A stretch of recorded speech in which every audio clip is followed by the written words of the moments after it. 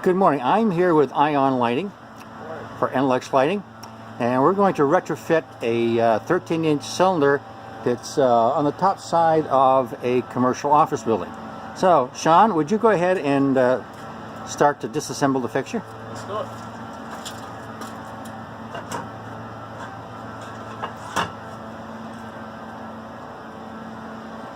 The bottom lens is held in by screw posts and a clip. Sean's going to remove the clip, and the lens is going to drop down. We're going to remove that piece entirely.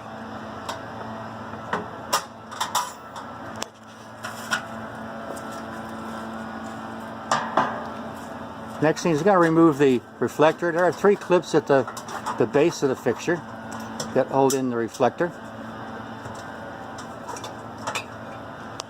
Okay, Sean, I'll go ahead and take that for you. Going to remove the lamp.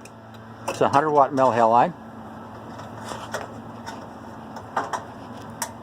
Now, for demonstration purposes today, we're not going to wire up the fixture. We're just going to show you basically how it's done. So, we're going to assume your electrician has already disconnected the ballast. So, here's a DL2e 28-watt light module. It's already been prepped for install. Push it up into the bottom of the fixture, and again, there are 3 tabs that we're going to reuse, and it's going to hold it in place.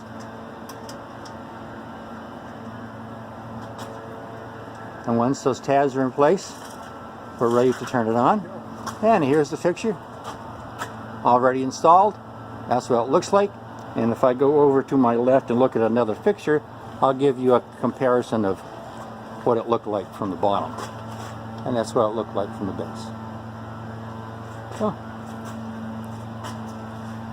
Sean, thank you very much for helping me today. I appreciate it. No problem. Thank you.